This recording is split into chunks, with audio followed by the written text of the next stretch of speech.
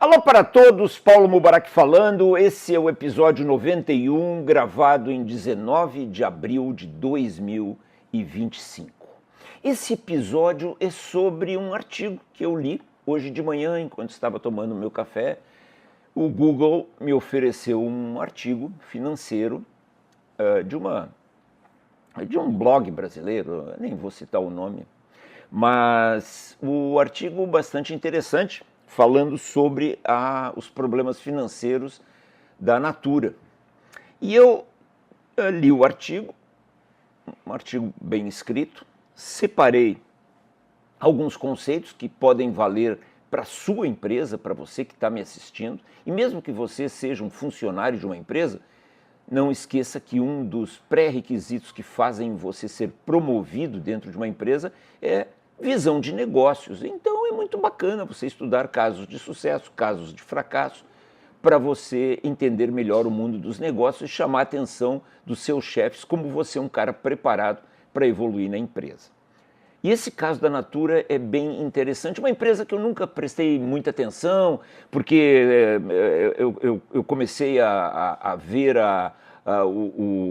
os donos da empresa falando, um foi candidato a vice-presidente na chapa da Marina Silva. Aí eu não consigo mais ler nada sobre esse tipo de situação. E muito mimimi, e diversidade, igualdade, inclusão, sabe aquele negócio que eu odeio? Então eu nunca prestei muita atenção nessa empresa. Mas, claramente, uma empresa que teve um sucesso bastante grande, é óbvio, é inegável, só que agora está com problemas financeiros, e eu resolvi ler pelo menos esse artigo. Então eu separei alguns pontos para comentar com vocês. Primeiro, o título do artigo era algo do tipo: Natura desiste da ambição global e volta às origens. Anotem essa parte da frase, volta às origens, back to basics. Aí eu li que a Natura fez 3 aquisições, 2013, 2017 e 2019, um espaço bastante curto de tempo, da Aesop, da Avon e da Body Shop.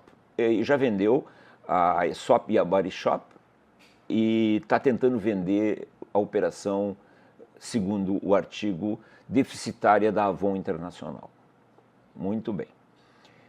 Aí aparece uma outra frase dizendo que o atual CEO da Natura e o conselho, sei lá eu quem, os dirigentes, eles querem simplificar a estrutura porque essas aquisições todas, num período muito curto de tempo, trouxeram complexidade para a empresa.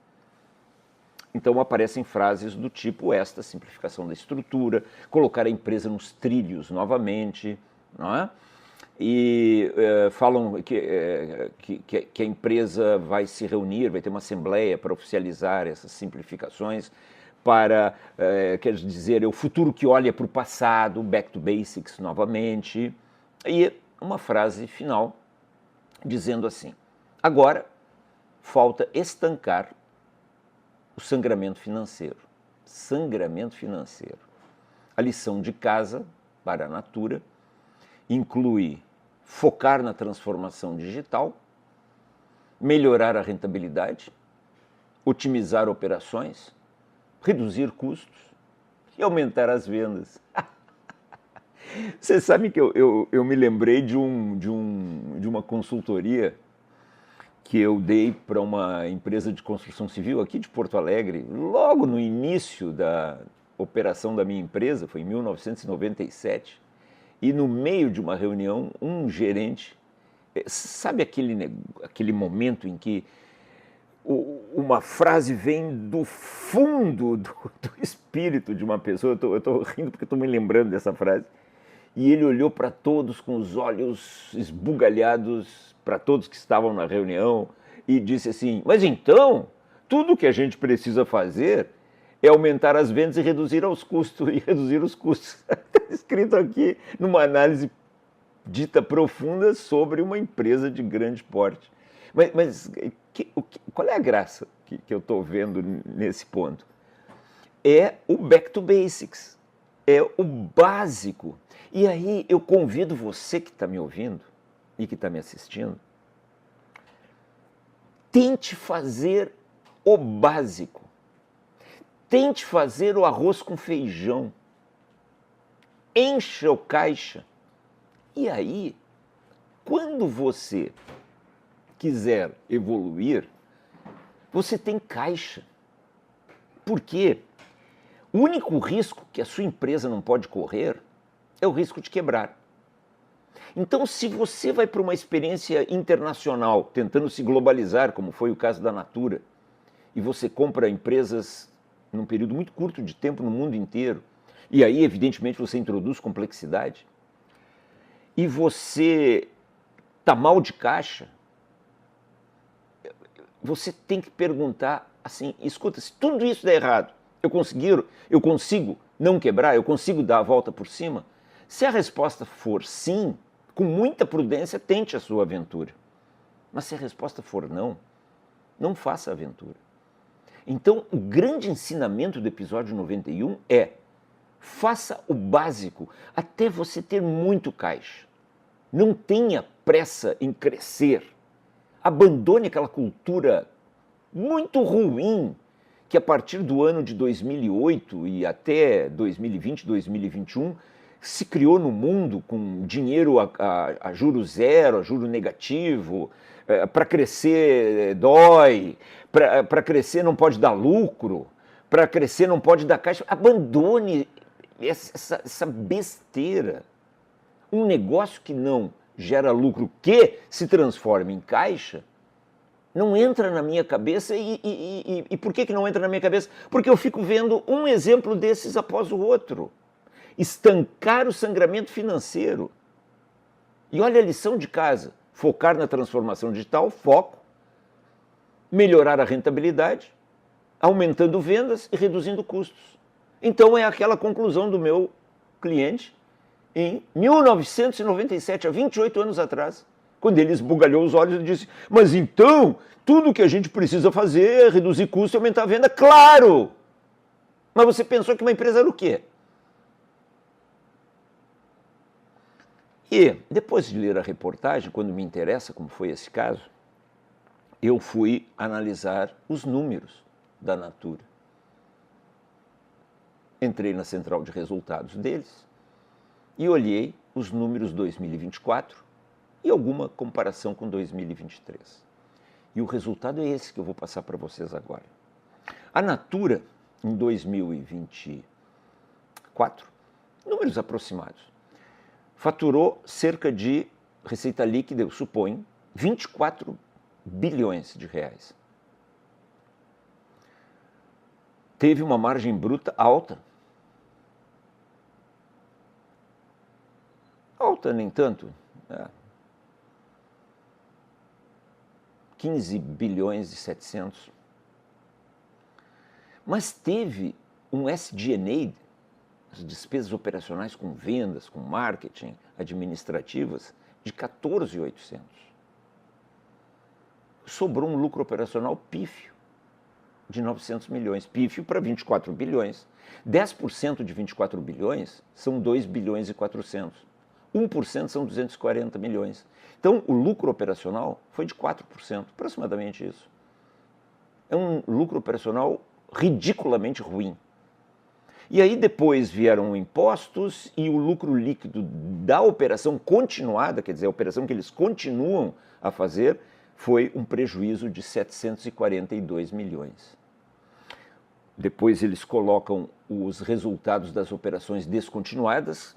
O que são operações descontinuadas? São os resultados que eles têm que reconhecer no demonstrativo de resultados, no balanço e no caixa, daquelas operações como essas que a Natura vendeu, foram operações descontinuadas, e isso deu um prejuízo de 8 bilhões e 200, e o lucro líquido consolidado, com o lucro líquido da operação continuada, que foi um prejuízo de 742 milhões, e mais esse grande, enorme prejuízo das operações descontinuadas, de 8 bilhões e 200, deu um lucro líquido consolidado negativo, prejuízo de aproximadamente 8 bilhões e 900, 9 bilhões de reais.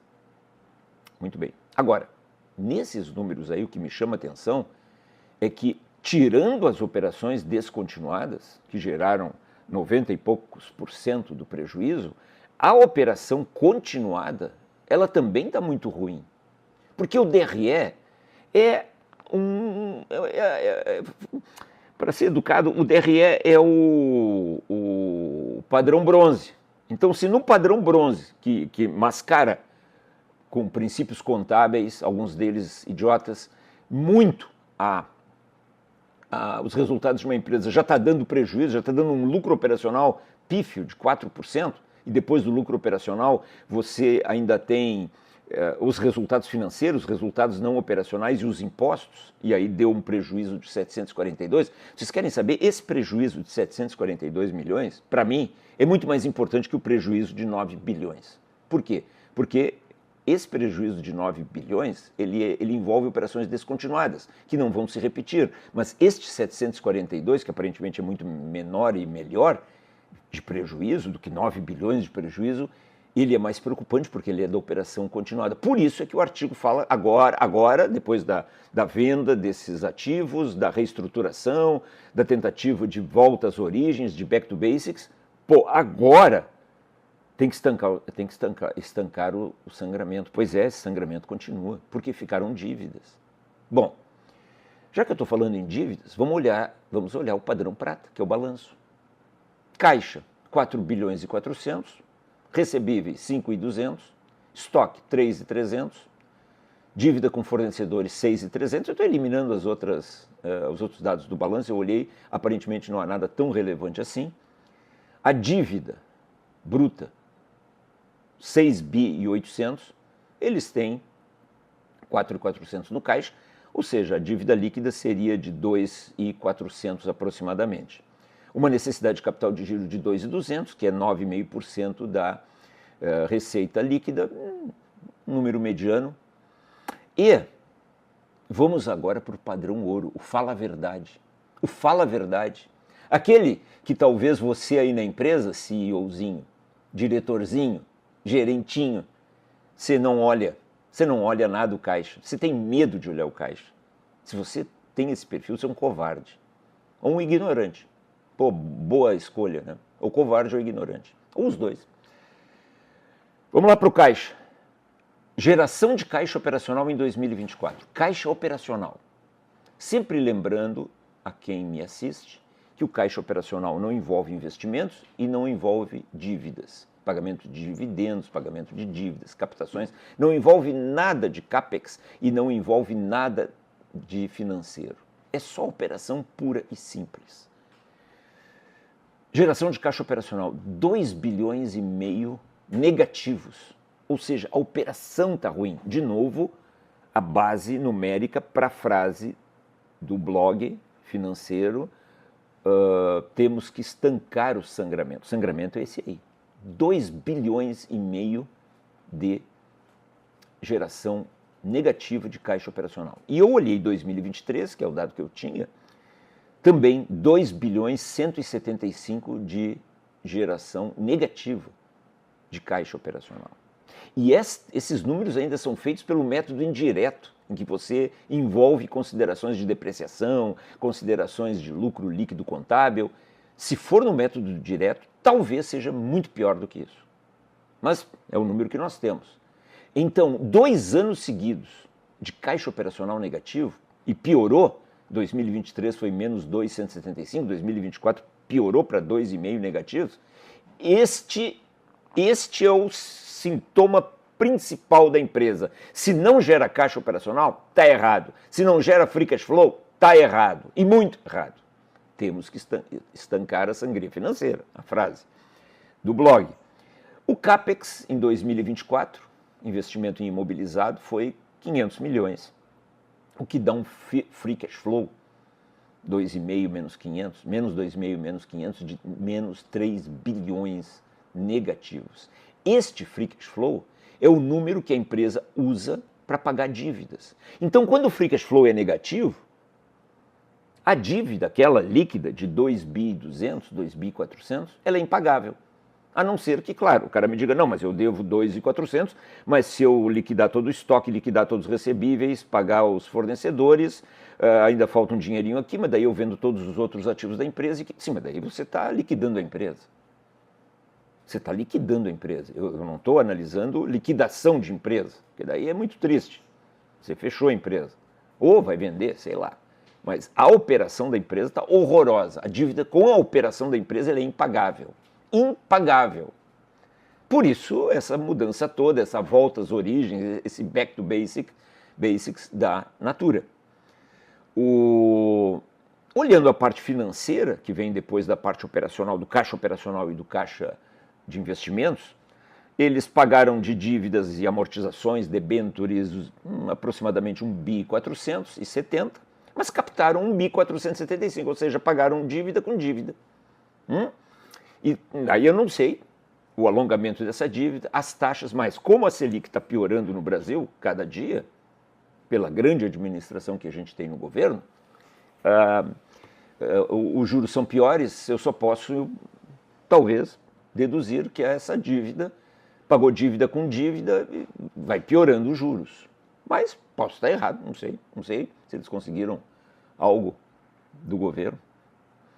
Os dividendos, aí, olha só, com toda essa situação horrorosa, eles pagaram dividendos de aproximadamente R$1 bilhão para os acionistas. Bacana, hein?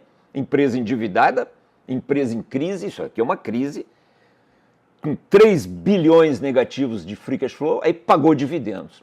Porra, bacanérrimo. Não é à toa que as ações caíram. E o cash burn, no total, operacional, investimentos, financeiro, deu um total de 900 milhões de reais, quase R$1 bilhão de queima de caixa. Eles começaram 2023 com um caixa, terminaram com outro, caixa total, envolvendo dinheiro captação e tudo, e queimaram R$1 bilhão aproximadamente. Muito bem. Conclusão! Qual é a conclusão aí para você? Porque a Natura pouco me interessa. Ainda mais se é uma empresa de mimimi, ou era. Talvez volte às origens agora. Não sei também qual foi a origem. Mas o que me interessa é que você aplique o que a gente aprende com esses casos na sua empresa. Então, em primeiro lugar, a velha cantilena, você tem que gerar caixa. Em segundo lugar, onde é que você vê a geração de caixa? Qual é o principal indicador de uma empresa? O principal indicador de uma empresa é geração de caixa operacional. Entendeu? Anotou? De novo, eu vou repetir isso quantas vezes eu quiser. O canal é meu, eu falo o que eu quero. Todo CEO, todo membro de conselho, todo empresário, todo diretor, todo controller, todo gestorzinho que falar em EBITDA, ou que só falar em DRE, é, na melhor das hipóteses, um idiota, ignorante, imbecil, tonto, estúpido, ou, na pior das hipóteses, é um canalha que quer enrolar todo mundo. Certo? Certo. Entendeu por quê? Certo. Porque o que importa, em primeiríssimo lugar, é o caixa, seu tonto. E quando eu falo seu tonto, eu me lembro de tantos empresários e diretores que eu conheço e que teimam em falar na merda da contabilidade. Somente. Mas o DRE não é importante? É. Mas ele só dá uma pista. Agora, a verdade você vê no balanço, quando você olha a dívida, quanto a receber, estoque, quanto a pagar, e na geração de caixa. Com esta geração de caixa, qualquer empresa, se permanecer assim, quebra. Porque você não gera caixa operacional. E empresários, se você tem um CEO, se você tem diretores, se você tem um plano de remuneração variável, não atrele, por gentileza, o pagamento de bônus para os seus funcionários, em qualquer nível. A EBITDA, o número dos imbecis ou dos canalhas, a lucro operacional, a lucro antes ou depois do imposto de renda, não atrele, não faça isso. Atrele o pagamento de bônus à geração de caixa operacional e a geração de free cash flow, que é o único fator que vai manter sua empresa viva. Por que você insiste em não entender isso? Porque você tem medo do caixa? Você tem medo? Você é dengoso? Sabe um dos 7 anões da Branca de Neve? Você é dengoso. Dengoso. Você tem medo do caixa? Aí, vou olhar o EBITDA, que não me assusta, eu tenho medo de fantasma. Entenderam? Qual é o plano de ação oferecido? Porra, se você ainda não entendeu, preze em primeiro lugar para a remuneração variável, para os seus planos de ação, para suas metas, a geração de caixa operacional e o free cash flow. Olhe o DRE com um certo desprezo. Um certo desprezo. Eu olho o DRE. Em terceiro lugar. Segundo o balanço, primeiro o caixa. Isso aí é feito para homens de verdade. Paulo Mubarak gravou o episódio 91 em 19 de abril de 2000.